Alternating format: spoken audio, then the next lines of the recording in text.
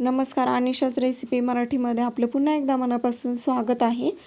आज बैलपोळा आहे, तर बैलांचं इथे पूजन केलेलं आहे आणि त्याचसोबत मी तुम्हाला एक छान अशी रेसिपी शेअर करणार आहे. तीच म्हणजे पुरणपोळ्याची रेसिपी.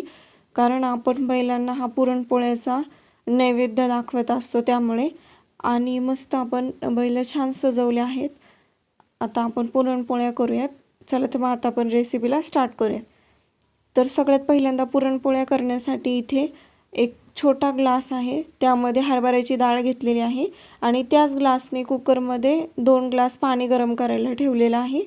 आता यामध्ये आपण 2 छोटे चमचे आहेत ते तेल टाकून घेऊयात आणि जी डाळ आपण हरभऱ्याची डाळ घेतलेली आहे ती छान 2 ते 3 पाण्याने वॉश करून यामध्ये टाकूयात. पूर्ण डाळ यामध्ये टाकायची. तुम्हाला जेवढी डाळ हवी आहे तेवढी डाळ तुम्ही घ्या.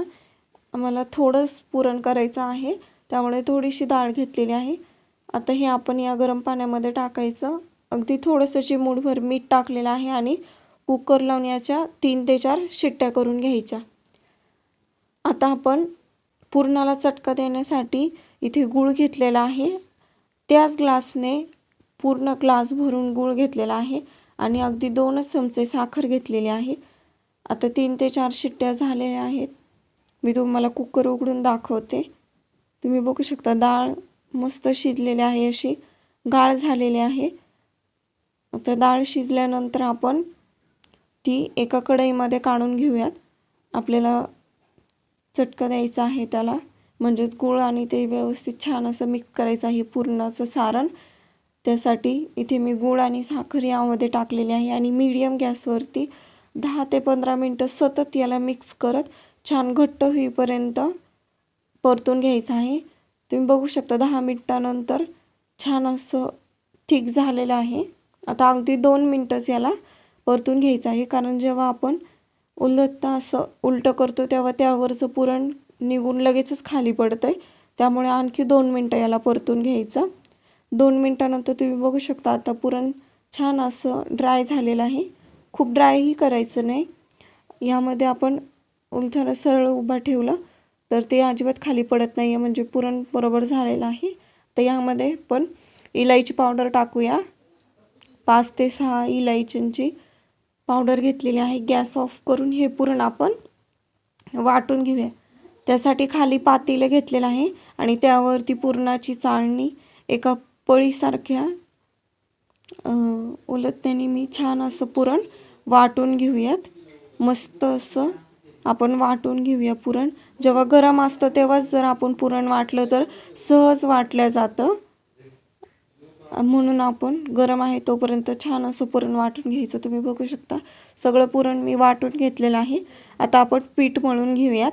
तर त्यासाठी 5 ते 7 चपात्यांचं मी पीठ घेतलेलं आहे आणि त्यामध्ये आपण अर्धा चमचा मीठ टाकलेलं आहे आणि हे मिक्स करायचं. यामध्ये थोडं थोडं नॉर्मल रूम टेम्परेचरवरचं पाणी घेतलेलं आहे. थोडं थोडं पाणी टाकून जसं आपण चपातीसाठी पीठ मळतो सेम तसंच आपण पुरणपोळ्यासाठी पीठ मळायचं, पण थोडंसं घट्ट मळायचं, कारण हे आपण मुरण्यासाठी ठेवणार आहोत.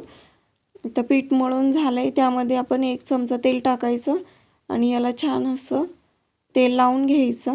आता आपण हे अर्ध्या तासासाठी मुरायला ठेवून देणार आहोत. अर्धा तास झालेला आहे. आपण झाकण काढूया आणि बैलांसाठी नैवेद्य करूयात. इथे आपण 4 नैवेद्य करणार आहोत. घरच्या देवासाठी 2 आणि बैलांसाठी 2, एक तुळशीसाठी, असे 4 नैवेद्य करणार आहोत. आता त्यातलं एक आपण पारी आहे ती छान अशी 2 बोटांनी पसरून घ्यायची, पारी करून घ्यायची. त्यामध्ये आपण जो पुरणाचे 4 सेम गोळे घेतलेले होते ते गोळे यामध्ये टाकूयात. त्याला असं बंद करायचं 4 बोटांनी आणि हे आपण आता सगळीकडे पुरण पसरण्यासाठी पहिलं ते हाताने प्रेस करून घ्यायचं. त्यानंतर आपण हलक्या हाताने ही पोळी लाटून घेणार आहोत. एकदम हळूहळू लाटायची. जर आपण व्यवस्थित पुरणपोळी लाटली तर ती अजिबात फाटत नाही. एकदम हळूवार लाटल्यानंतर आता आपण इथे तवा गरम करून घेतलेला होता. यावरती आपण ही टाकूयात आणि छान अशी मस्त भाजून घेऊयात. 2 ते 3 मिनिटानंतर एका साईडने मस्त भाजल्यानंतर मी पलटून घेतलेले आहे. आता या साईडने बघा किती मस्त फुगलेली. यावरती आपण तूप लावून घेऊयात आणि पोळी पलटून घेऊयात. किती मस्त नैवेद्य फुगलाय आपला, बघा तुम्ही, मस्तच. तुम्ही ह्या सगळ्या टिप्स यूज केल्यानंतर तुमच्याही पोळ्या अशाच मस्त फुगतील. त्यामुळे अनिशाज रेसिपीला सबस्क्राईब करा, लाईक करा आणि शेअर करा तुमच्या फ्रेंड्सला. आता आपल्या 4 पोळ्या करून झालेल्या आहेत.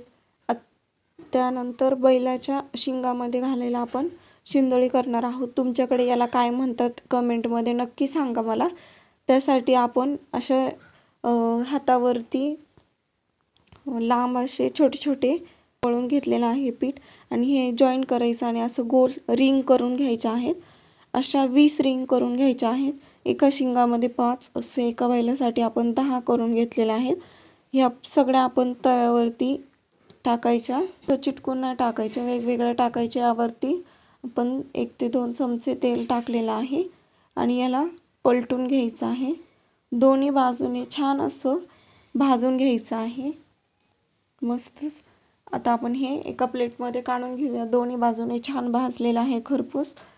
आता बैलांची पूजा करण्यासाठी आपण इथे पाट ठेवलेला आहे खाली आणि इथे बैलांना आपण हार घातलेला आहे.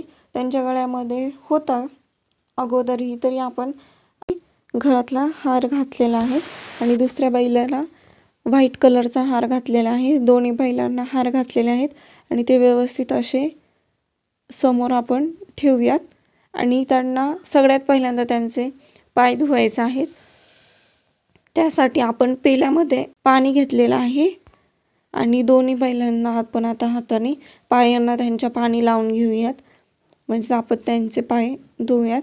त्यानंतर आपण त्यांना कुंकू लावून घेऊयात आणि कुंकू लावून घेतल्यानंतर जे आपण शिंदोळे केले होते ते एका शिंगामध्ये 5 टाकायचे आहेत आणि दुसऱ्या शिंगामध्ये 5, असे सगळे 20 आपण शिंदोळे टाकून घेतलेले आहेत बैलाच्या शिंगामध्ये. आता आपण दिवा लावून घेऊयात त्यांची पूजा करण्यासाठी. आता आपण त्यांना ओवाळून घेऊयात.